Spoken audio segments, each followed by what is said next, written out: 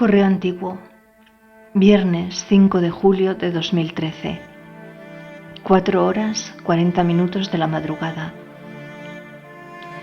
La Nueva España no se dignó a darme respuesta siquiera, y les envié ese correo que su sistema recibió y que luego también te hice llegar a ti. El pueblo tendría que hacer el esfuerzo por comprender a quienes confía su crédito. Yo ahora pierdo sangre como en un día segundo. Este mes el ciclo quiso adelantarse, pero a costa de prolongarse en el tiempo. Ayer invertí la tarde en la jornada segunda de andadura, en el primer trecho, y en prestar atención a Mario Conde. No tenía idea alguna de lo que había sucedido con él cuando se intervino el Banesto, aunque todo comenzó por Antonio Gala y su cáncer, que nunca dejó de infligirse daño mutacional exógeno, porque a pesar de su enfermedad, la afección de su colon, él continuará hasta el final de sus días aferrado a su cajetilla de tabaco rubio, como si el organismo que recibe un daño constante, eso pudiera diferenciarlo.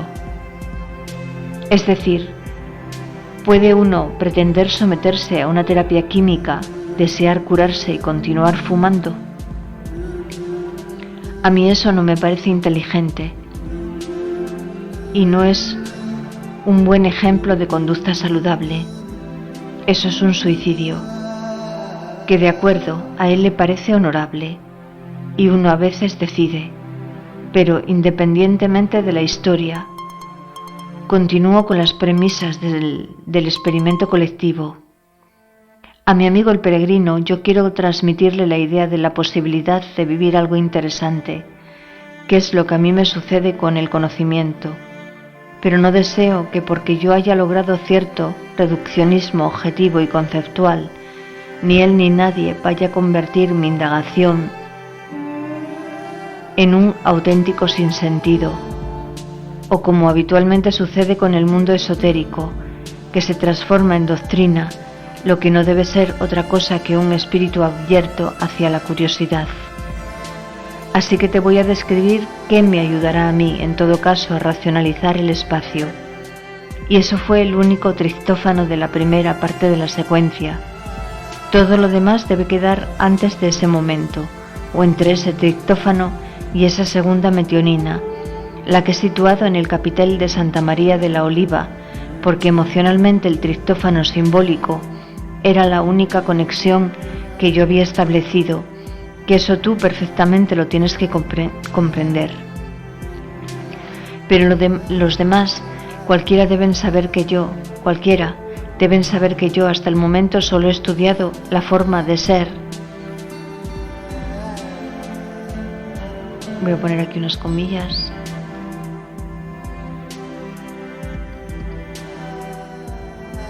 De dos únicos aminoácidos, los dos singulares de la singularidad, cuando en el código genético se pueden describir dos singularidades de índole distinta y dos pluralidades de índole distinta y una multiplicidad. Y la primera relación que una metionina AUG guarda con un triptófano, UGG, la guarda por exclusión, porque ambos codones excluyen de su composición a citosina, y que es lo que a partir de ahora puede apreciar cualquier persona a simple vista. Pero hay otros aspectos comunes, aunque lo que yo ignoro a fecha actual es si son comunes a todos los aminoácidos, es decir, tanto en metionina como en triptófano.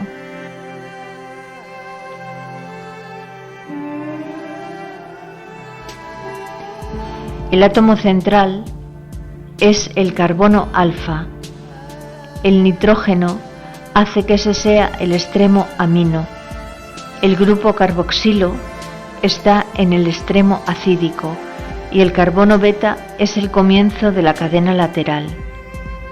Y los dos son esenciales, que todos no lo son.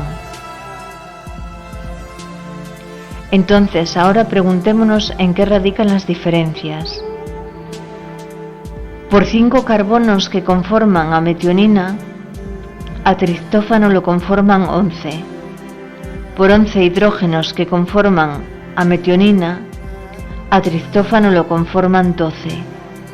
Por un nitrógeno en el caso de metionina, 2 en el de triptófano, aunque igual número de oxígenos.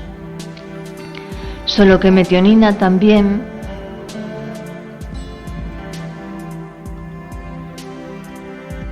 comporta un átomo de azufre. Y estas diferencias suponen que cuando uno visualiza tanto su fórmula química como su representación formal, observa que son especialmente diferenciables, pero no dejan de ser sistemas discretos de átomos y por tanto una estructura organizada que teóricamente siempre es la misma. Entonces, cierto que son mis sensaciones como creadora las que establecen el diseño de la molécula del camino, pero es que la que se inició en este estudio fui yo, y es un precedente de distintas formas, porque primero yo voy a describir la relación que guardo con la sensación, porque la sensación son señales moleculares que logran que el organismo se comporte en condiciones normales como una única cosa. Ahora, si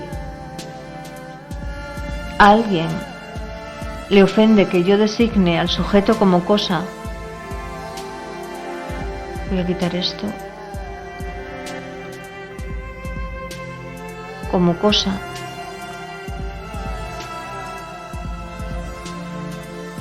esa extrema delicadeza, ¿puedo yo prevenirla? En absoluto, porque yo no puedo remediar la ignorancia de nadie. Y se trata del sujeto de la coseidad.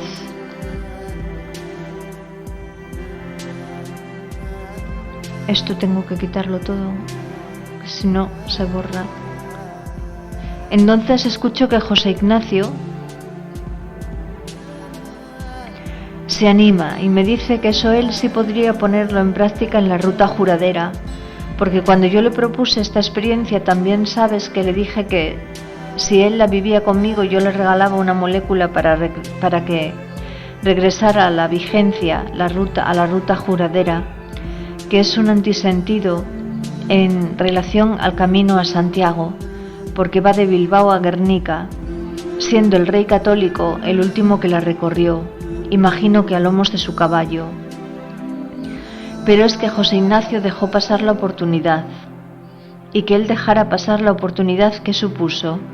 Supuso esto que ahora sucede, que yo me comporte como me comporto, pero a diferencia de que esta vez llevaba unas miguitas de un pan simbólico conmigo, como la pulgarcita de los cuentos. Así que si son átomos exclusivamente que se relacionan de una determinada manera, el artista genérico que debe plantearse representar. ¿Qué debe plantearse representar? Aquí falta un acento. Un carácter independiente, pero se invierte en tecnología un sistema electrónico. Lo que sucede que se debería ampliar cada átomo a tamaño macroscópico, donde todos los ojos posibles pudieran observarlo, que luego yo antes de ayer no quería compararnos a nosotros con los planetas, sino que quería establecer una analogía y plantear que si en el universo newtoniano descubrimos durante la siguiente revolución científica un universo cuántico,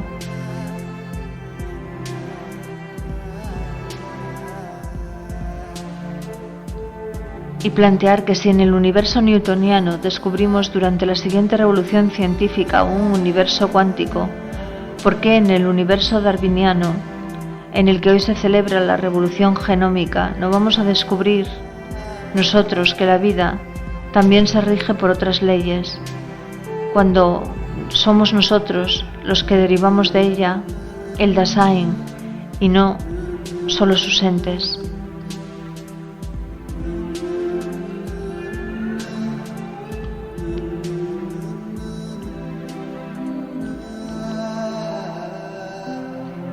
Que Luis se molestará conmigo por recurrir a un concepto de Heidegger. Pero es que en realidad no es de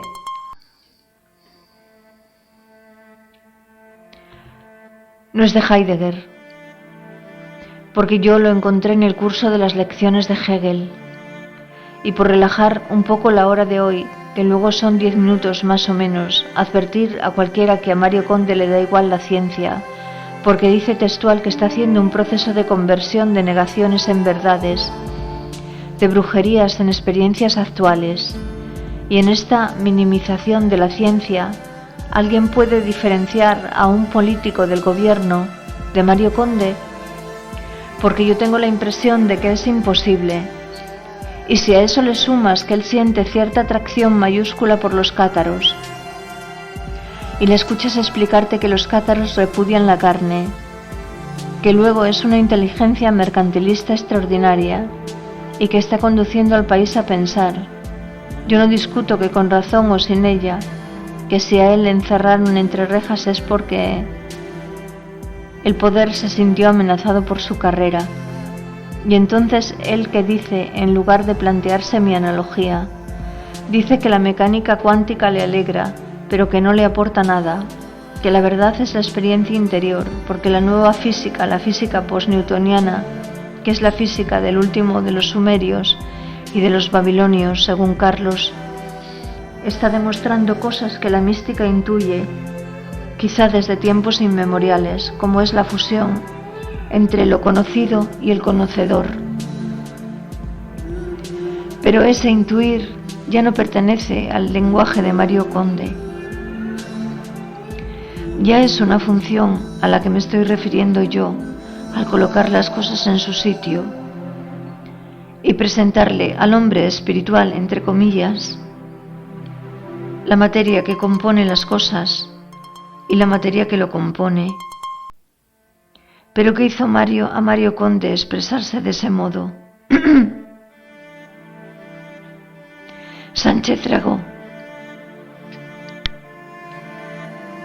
Dragó, al mentarle unas palabras de Ken Wilber, licenciado en bioquímica, con un doctorado sin tesis en bioquímica y biofísica, especializándose en el mecanismo de los procesos ópticos, pero decantado hacia el abordaje filosófico, que comparte con Teilhard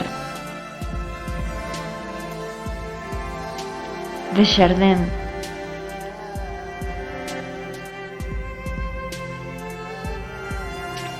La intención de crear una teoría que unifique la ciencia, el arte y la moral, según Wikipedia, aunque yo creo que eso no es correcto. Y estas palabras fueron: la religión no es esotérica o mística porque se oculta o secreta o algo por el estilo, sino porque nace de la experiencia directa y de la conciencia personal. La religión esotérica no te pide que tengas fe en nada ni que te sometas dócilmente a ningún dogma. La mística consiste en un conjunto de experimentos personales que llevas a cabo científicamente en el laboratorio de tu propia conciencia. Desde ese punto de vista, el misticismo